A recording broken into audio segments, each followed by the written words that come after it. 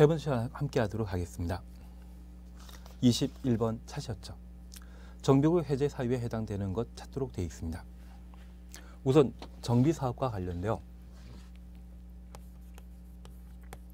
정비사업하는 곳을 정비구역이라 하고, 이 정비구역은 두 가지 경우에 정비구역이 해제되게 됩니다. 정비사업이 성공해서 해제하는 경우인데, 정비사업 시행 방식이 관리 처분 계획 방식이면 이전 고시 다음 날 정비구역은 해제되게 됩니다. 관리 처분 계획 외 방식인 수용 방식이나 환지 방식의 경우는 준공 인가 고시 다음 날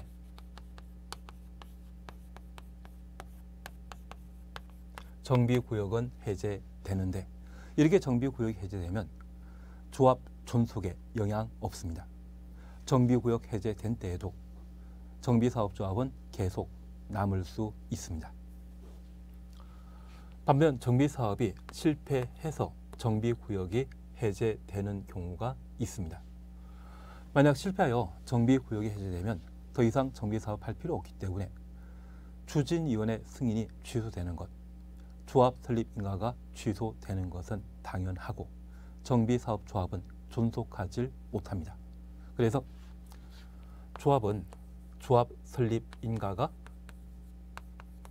취소된다, 그 정도를 잡아 놓습니다. 그러면 실패하여 정비구역이 해제되는 것으로서 반드시 정비구역을 해제하여야 하는 것과 정비구역을 해제할 수 있는 경우가 있습니다. 반드시 해제하는 것은 2년, 3년, 5년이라고 하는 기간이 나오면 정비구역의 필수적 해제 사유가 되고, 토지 소유자의 동의, 정비사업 목적 달성하기 곤란하다, 지나친 부담, 이런 이야기 나오면 임의적 해제 사유로 각각 구분해 놓습니다. 우선 1번입니다. 조합의 재건축 사업의 경우 토지 소유자가 정비구역으로 지정 고시된 날부터 1년 되는 날까지 추진위원회 승인 신청하지 않는 경우, 이쪽은 2년과 관계된 사항입니다. 저 정비구역이 지정 고시되면 정비구역 지정 고시 이후 2단계에 해당되는 것으로서 시행자가 사업 시행 계획을 작성하고 시장 군수 등에게 인가받고 고시하도록 되어 있습니다. 사업 시행 인가 고시 이후에는 정비구역 해제할 수 없습니다. 그러면 이 정비구역 지정되고 조합이 재개발 사업이나 재건축 사업을 시행하게 되면 저 정비구역 지정 고시로부터 2년 내 추진위원회를 설립하고 시장 군수 등에게 승인을 받도록 되어 있습니다. 그리고 저 추진위원회가 승인되면 2년 안에 조합 설립 인가를 받도록 되어 있습니다. 그리고 조합은 3년 안에 사업 시행 계획에 인가를 받아야 되는데 2년 내 추진위원회 승인 신청하지 않았다면 정비구역의 필수적 해제 사유가 되게 됩니다. 그래서 1번은 1년이 아니라 2년으로 바뀌어야만 해제 사유가 되게 됩니다. 2번입니다. 조합의 재건축 사업의 경우 토지 등의 소유자가 정비구역으로 지정 고시된 날부터 2년 되는 날까지 조합 설립인가 신청하지 않는 경우, 재건축 사업의 경우는 정비구역 지정 고시된 날부터 2년 이내 추진위원회 승인 신청하여야 하고, 추진위원회 승인 받은 이후 2년 내 조합 설립 인가 받도록 되어 있습니다. 그래서 이 2번과 관련되어서는 추진위원회가 정비구역 지정 고시된 날이 아니라 추진위원회 승인된 날부터 2년 내 조합 설립 인가 신청해야 되고 안 하면 정비구역 해제 사유가 되게 됩니다. 그리고 재개발 사업의 경우는 토지 등의 소유자가 직접 정비 사업할 수 있는데 이 재개발 사업을 조합 설립하지 않고 토지 등의 소유자가 직접 정비 사업 시행하게 되면 정비구역 지정 고시된 날부터 5년 이내 사업 시행 인가 신청하지 않았을 때 정비구역 해제 사유가 되게 됩니다. 그래서 지금 2번과 관련되어서는 추진위원회가 승인된 날부터 2년 내 조합 설립 인가 신청하지 않을 때 정비구역 해제 사유가 되게 됩니다. 3번입니다. 조합의 재건축 사업의 경우 추진위원회가 추진의 승인일부터 1년 되는 날까지 조합 설립 인가 신청하지 아니한 경우 1년이 아니라 2년으로 바뀌어야 되죠. 4번입니다. 토지등 소유자가 재개발 사업을 시행하는 경우 토지등 소유자가 정비구역 지정 고시일부터 5년 되는 날까지 사업 시행 계획 인가 신청하지 아니한 경우 그래서 4번이 옳은 답이 되게 됩니다. 그래서 우리가 잠깐 이해하실 것은 정비구역 지정 고시한 날부터 2년 내 추진위원회 승인 신청하지 아니하면 정비구역 해제 사유고 추진위원회 승인 받은 날부터 2년 내 조합 설립 인가 신청하지 않는다면 정비구역 해제 사유며 조합 설립 인가 받은 날부터 3년 내 사업 시행 계획 인가 신청하지 않으면 정비구역 해제 사유입니다. 특별히 정비 사업을 공공 지원 형태로 시행하게 되면 추진위원회 없이 조합 설립 인가를 바로 신청할 수 있는데 원래 2년이라고 하는 4년이라는 기간 중에 추진위원회 단계를 건너뛰기 때문에 이를 빼버리면 3이 나옵니다. 그래서 정비구역 지정 고시하고 공공지원 형태라면 3년 내 조합 설립 인가 신청하지 아니하면 정비구역 해제 사유가 되게 됩니다. 그리고 재개발 사업의 경우는 토지의 소유자가 20명 미만인 때는 조합 설립하지 않고 직접 정비 사업 시행할 수 있습니다. 그러한 재개발 사업을 토지 소유자가 직접 시행하게 되면 2년, 2년, 3년 전체 7년 중에 추진위원회와 조합 설립 인가 단계를 건너뛰기 때문에 7/2하면 5년 내 사업 시행 인가 신청하지 않았을 때 필수적 해제 사유가 되게 됩니다. 그리고 5번입니다. 추진위원회가 구성된 구역에 토지 등의 소유자 100분의 22 정비구역 해제 요청한 경우 추진위원회 설립 전이라면 토지 등의 소유자 30% 이상의 해제 요청한 때 정비구역을 해제할 수 있습니다. 그리고 추진위원회와 조합 설립 인가 이후 토지 등의 소유자 과반수가 정비구역 해제 요청하게 되면 사업 시행 인가 신청 전이라고 하면 정비구역 해제할 수 있습니다. 그래서 토지 등의 소유자와 관련되어 5번과 관련되어서는 추진위원회 구성 전이라고 하는 전제가 필요하고 이때는 30% 조합 설립 인가 받은 이후라면 과반수가 정비구역 해제 요청하면 정비구역의 임의적 해제 사유가 되게 됩니다. 이렇게 해제하고자 한다면 주민 공람 절차로서 30일 거치고 정비구역 해제 여부를 결정하게 됩니다. 그래서 21번은 답을 4번으로 해놓습니다. 정비사업과 관련된 필수적 해제 사유는 2년, 3년, 5년 나와야 된다. 그리고 임의적 해제 사유에 있어서는 토지 소유자 동의 필요하는데 추진위원회 승인 전이라고 하면 30%, 조합 설립 인가 이후라면 과반수 동의로 정비구역을 해제할 수 있습니다. 22번입니다. 재개발 사업에 관한 설명을 옳은 것 찾도록 되어 있습니다. 1번 재개발 사업의 경우 토지 등의 소유자에는 한 줄 밑에 지상권자 포함되지 않는다. 재개발 사업과 주거개발 사업에는 지상권자 포함되죠. 재건축 사업에는 건축, 물 및 부속 토지 소유자만 토지 등의 소유자가 되게 됩니다. 2번 사업 시행 방식으로서 재개발 사업은 관리 처분 계획 그리고 한 줄 밑에 환지로 공급하는 방법에 의할 수 없다. 관리처분 계획 또는 환제 방식으로 사업하기 때문에 2번 틀립니다. 3번 재개발 사업은 조합을 설립하여 시행하여야 하며 토지 등의 소유자는 직접 시행할 수 없다.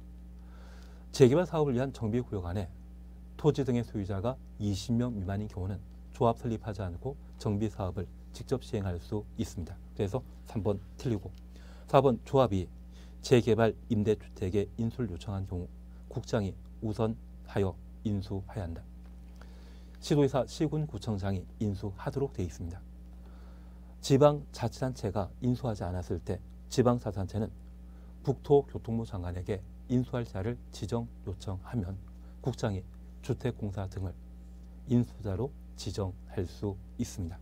국장에게 인수 요청하는 것 아닙니다. 5번입니다.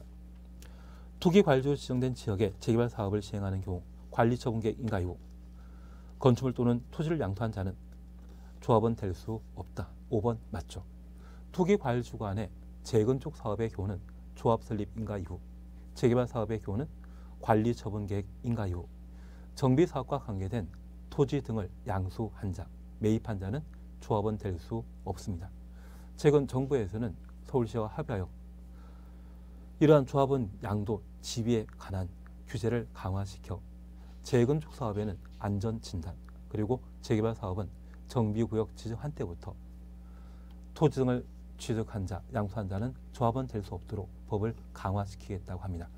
하여튼 정비법 최근 진짜 많이 바뀌는 것 같습니다. 아직 확정된 거 아니기 때문에 5번 지문 그대로 봐놓습니다.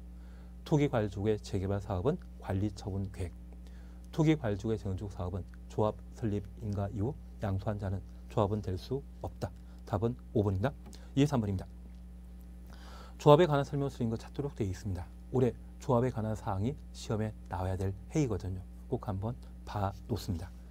1번 조합장은 선임일부터 관리처분계획 인가 받을 때까지 해당 정비구역에 거주해야 한다. 조합장 추정하시고 선임부터 관리처분계획 인가까지 가로 해놓습니다. 거주 의무 맞죠? 2번입니다.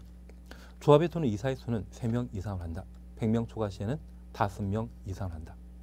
감사는 1명 이상 3명 이내로 하도록 되어 있습니다. 2번 맞죠? 3번입니다. 조합장이 자기를 위한 조합과의 계약이나 소송할 때 이사가 조합을 대표한다. 도시개발법과 정비법에서는 이 경우 감사가 조합을 대표하도록 되어 있습니다. 그래서 3번 틀립니다. 4번 정비사업조합의 감사 선정 변경. 감사도 임원이죠. 총회에서만 의결할 수 있습니다. 그리고 5번 조합장 아닌 조합 임원은 대의원이 될 수 없다. 5번 맞는 이야기입니다. 정비사업조합과 관계된 사항.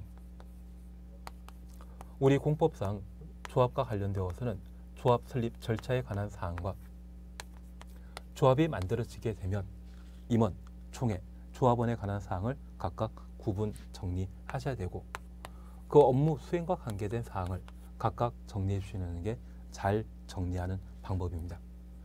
그러면 이번 시간에 임원과 관계된 사안에 있어서 저 임원은 결격 사유 없는 정비구역 안에 최근 3년간 1년 이상 거주하거나 정비구역 안에 토지 건축물을 5년 이상 소유한 자 중에 임원을 선출하도록 되어 있습니다. 그리고 이 임원 중에 조합장으로 뽑힌 자는 선임일부터 관리처분계획 인가, 관리처분계획 인가 받게 되면 이후 정비구역 안에 건축물을 철거하게 되는데 그때까지 거주하도록 되어 있습니다. 이렇게 선출되는 임원은 조합장 딱 한 명과 2, 4, 3명 이상 숫자 2와 4 사이에 들어갈 숫자는 3이죠. 그리고 토지의 소유자가 100명 초과 시에는 5명, 감사의 경우는 1명 이상, 3명 이상 선임하도록 되어 있습니다. 그리고 이 임원의 직무 수행과 관련된 특징으로 겸직 제한 규정을 마련하고 있으며 특별히 조합장과 이사가 자기를 위한 소송, 계약 체결하는 때는 감사가 대표한다. 그 정도를 정리해 주시는 게 임원과 관련되어 우리가 정리할 내용입니다. 특별히 최근 3년 사이에 1년 이상 거주하거나 5년 이상 정비구역 안에 토지 건축을 소유한 자를 임원으로 선출한다. 그리고 결격 사유에 관한 사항을 꼭 하나 기억하시는데 최근 법을 개정하여 정비법을 위반하여 벌금 100만 원 이상 선고받은 자는 10년간 임원이 될 수 없습니다. 그래서 최근 개정된 결격 사유에 관한 사항도 꼭 한번 정리해 놓습니다. 그래서 23번은 답을 3번으로 해놓습니다. 24번입니다. 관리처분 계획에 관한 설명으로 틀린 것 찾도록 되어 있습니다. 1번 관리처분 계획 수립하는 경우 정비구역 지정은 이전 고시 있은 다음날 해제된 것으로 본다. 그래서 정비사업의 사업 시행 방식이 관리처분 계획이라면 이전 고시 다음날, 관리처분 계획 외 방식이라면 준공 인가 고시 다음날 정비구역 해제된 것으로 본다. 조합 존속에 영향 주지 아니한다. 1번 맞죠. 2번입니다. 투기과일주구의 정비사업에서 관리처분 계획에 따라 분양 대상자 등으로 선정된 자는 분양 대상자 선정된 날부터 5년 이내는 투기과열지구에서 분양 신청할 수 없습니다. 그래서 10년이 아니라 5년입니다. 투기과열지구에서 최근 5년 안에 분양받은 분이 있다면 관리처분 계획에 따라 또 분양 신청할 수 없다는 이야기죠. 그래서 2번 틀린 정답이 되게 됩니다.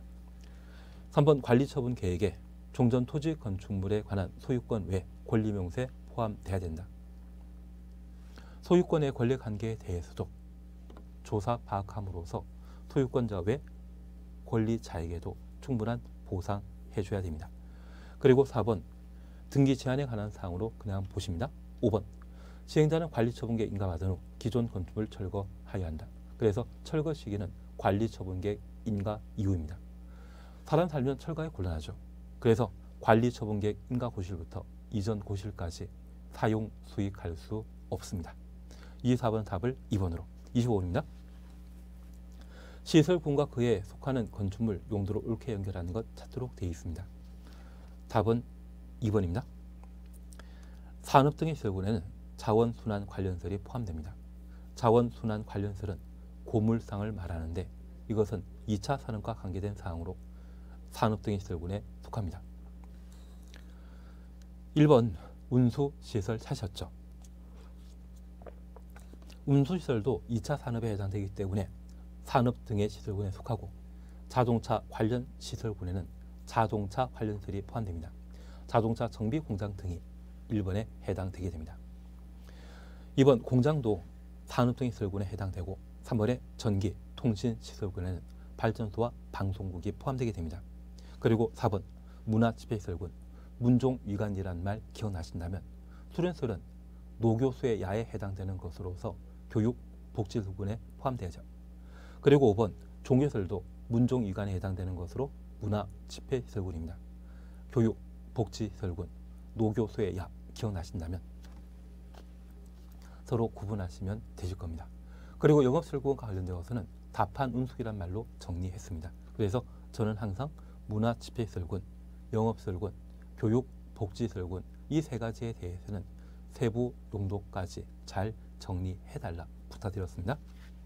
그래서 25는 답을 2번으로 해놓습니다. 26번입니다. 건축허가 등에 관한 설명으로 틀린 것 찾도록 되어 있습니다. 1번은 안전영향평가에 관한 사항입니다. 안전영향평가 대상은 건축허가 처분하기 전에 초고층 건축물 16층 이상이고 연면적 10만 제곱미터 이상의 건축물이 안전영향평가 대상입니다. 그래서 50층 이상의 건축물에 대해서는 건축허가 전에 안전영향평가 실시해야 한다. 1번 맞습니다. 2번입니다.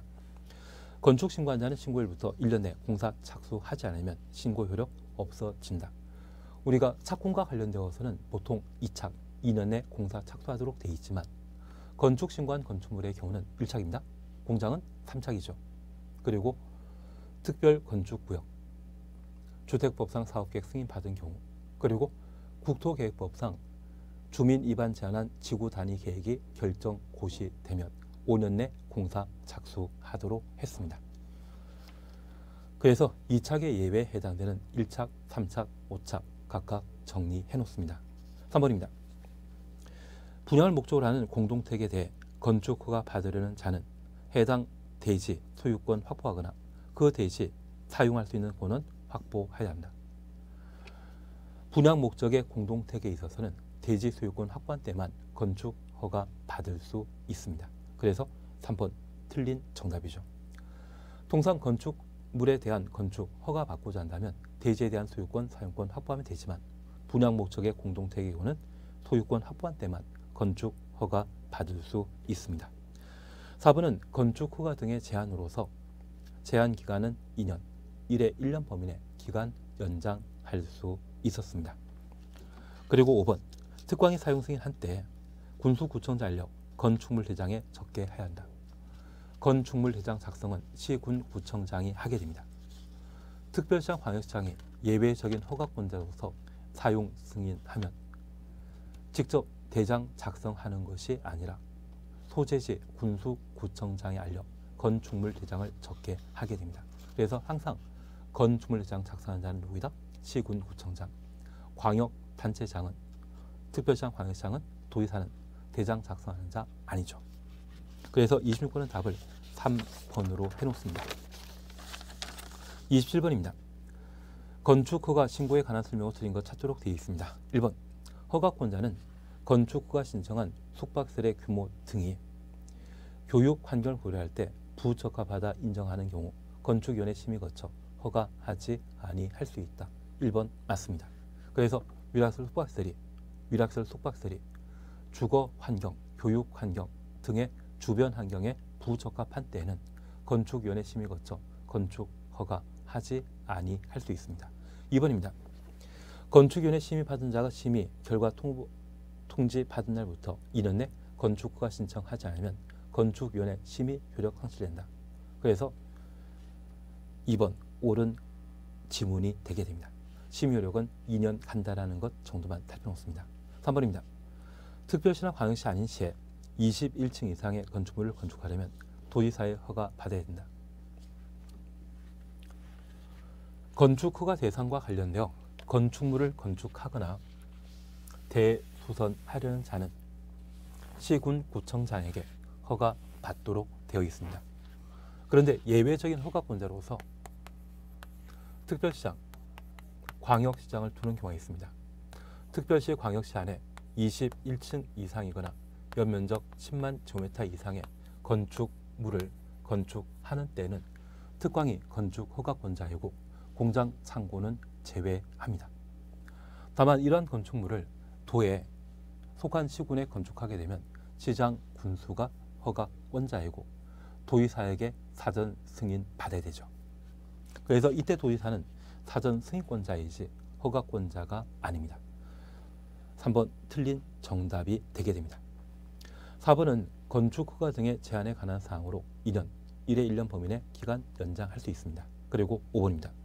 단층 건축물을 바다 면적 합 85제곱미터로 재축하는 경우 단층부터 85제곱미터 이내 가로 해놓으시면 이것 연면적 85제곱미터이죠.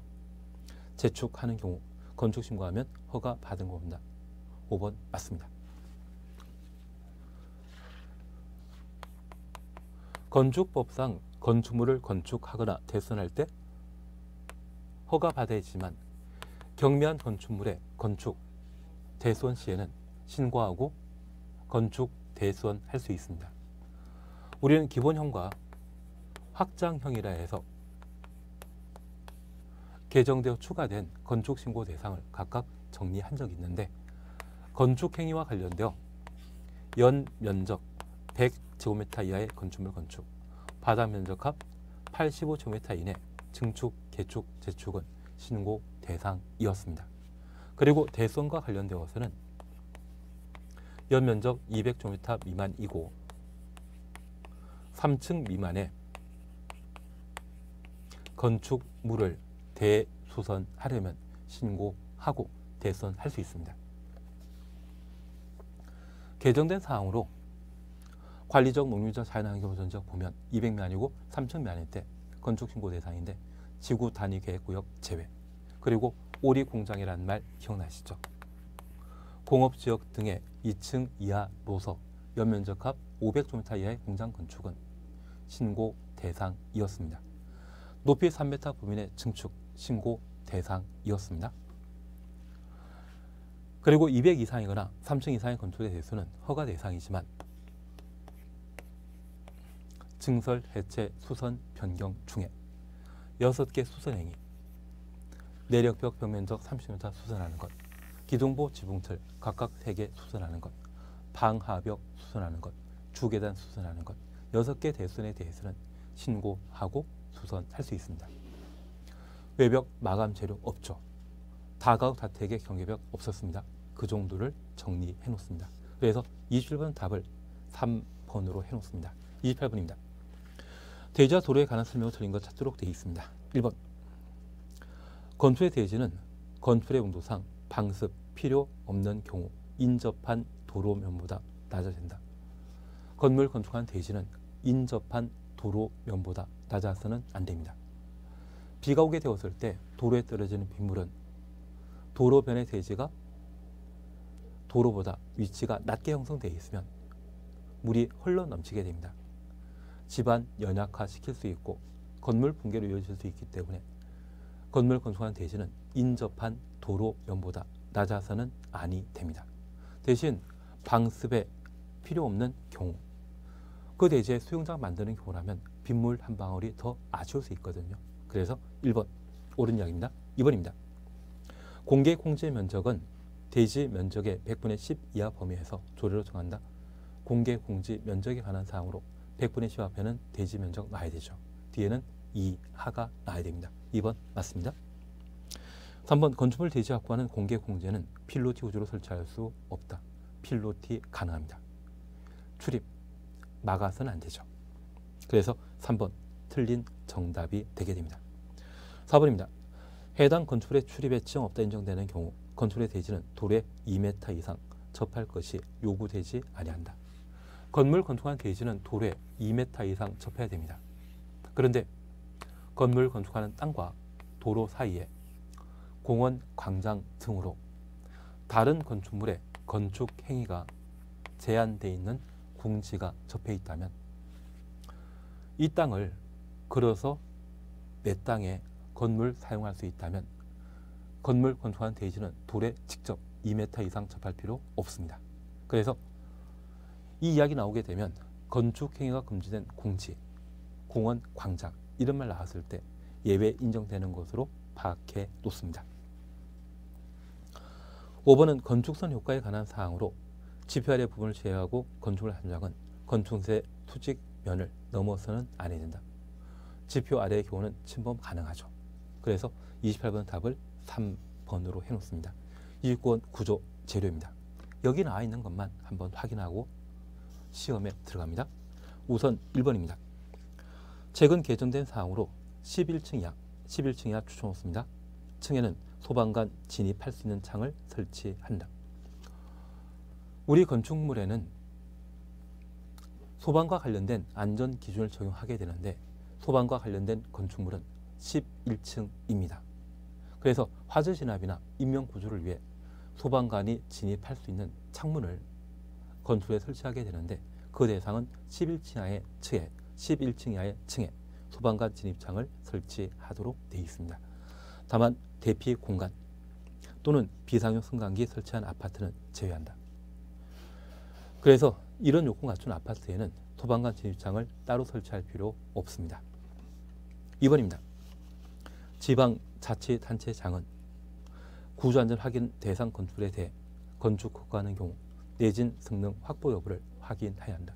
내진 설계를 의미하는 것으로 옳은 이야기입니다. 3번 국장은 두 줄 밑에 내진 등급 설정하여야 한다. 내진 등급에 대해서는 전국 관할하고 있는 국토교통부 장관이 내진 등급을 결정하도록 되어 있습니다. 4번입니다. 연면적 200제곱미터인 목구조 건축물을 건축하고자 하는 때 사용 승인 받은 즉시 내진 능력 공개해야 한다. 내진 능력 공개 대상은 건축물 대장에 진도 몇 가지 견딜 수 있는지 내진 능력을 공개하도록 되어 있는데, 이 내진 능력 공개 대상은 2층 이상이거나 연면적 200제곱미터 이상의 건축물이 내진 능력 공개 대상입니다. 만약 목구조 건축물이라면 3층 이상이거나 연면적 500제곱미터 이상의 목구조 건축물이 내진 능력 공개 대상이 되게 됩니다. 그래서 4번 틀린 정답이 되게 됩니다. 5번 방화지구 안의 건물의 주요 구조와 지붕, 외벽은 내화 구조로 하여야 한다. 최근 개정된 사항으로 옳은 이야기입니다. 방화지구는 화재 발생 시에 많은 인명피해가 예상되는 곳에 방화지구를 지정할 수 있고, 이 방화지구 안에 건축물 건축하게 되면 주요 구조부, 지붕, 외벽은 불에 잘 견디는 내화 구조로 하도록 되어 있습니다. 불에 잘 견디는 내화 구조는 바로 콘크리트로 건물 건축하는 것을 말합니다. 29번은 답을 4번을 해놓습니다. 30번입니다. 건축협정에 관한 설명을 틀린 것 찾도록 되어 있습니다. 1번 토지 등의 소유자 등은 전원 합의로 건축협정 체결할 수 있다. 여기 소유자 등에는 토지에 대한 소유자만이 아니라 지상권자도 포함되는 것을 확인해 놓습니다. 2번입니다. 건축협정 체결 대상 토지가 2 이상의 시군구에 걸치는 경우 과반이 속하는 건축협정 인가권자에게 인가 신청할 수 있다. 3번입니다. 인가사항을 변경하려면 변경 인가 받아야 된다. 4번입니다. 건축협정 폐지하려면 폐지 동문해 놓습니다. 협정 체결자 전원 동의받아 인가권자의 인가 받아야 된다. 건축협정 체결하고자 한다면 1번처럼 전원 합의로 하고, 이를 폐지하고자 한다면 협정 체결자 중에 과반수 찬성으로 폐지할 수 있습니다. 그래서 4번 드립니다. 그리고 이 건축협정 폐지하고자 한다면 특례 적용하여 건축물에 대한 착공 신고한 날부터 20년 경과된 때 건축협정을 폐지할 수 있습니다. 그런데 우리 결합건축 기억나시죠? 결합건축의 경우에는 결합건축과 관련된 최소 협정 체결 유지 기간을 30년으로 정하고 있는데, 건축협정 폐지와 관련되어서는 20년이라는 것을 각각 구분해 놓습니다. 그리고 결합건축과 관련되어 폐지하고자 한다면 허가권자에게 신고하고 폐지할 수 있습니다.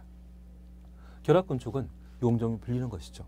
그래서 원래 내 땅에 5층짜리 건물 건축해야 되는데 남의 땅에 용적률 불려 10층짜리 건물 건축했다면 30년간 유지할 수 있고, 이를 원상 복구하고자 한다면 5층 초과하는 5개 층을 철거해야 되죠. 그렇게 철거하고자 한다면 철거 신고, 해체 신고라는 것을 하도록 되어 있습니다. 그래서 30년간 허가권자에게 신고한다. 그 정도를 봐놓습니다. 결합건축은 올해 일부 개정사항이 있었습니다. 공공이 개입하게 되면 3개 이상, 그리고 500m, 그런 말도 기억나시죠? 그리고 5번에 대해서는 그냥 한번 보시면 됩니다. 31번입니다. 31번은 우리 다음 시간에 함께 보도록 하겠습니다. 이번 시간은 여기까지 함께 하십니다. 잠깐 쉬었다 하십니다.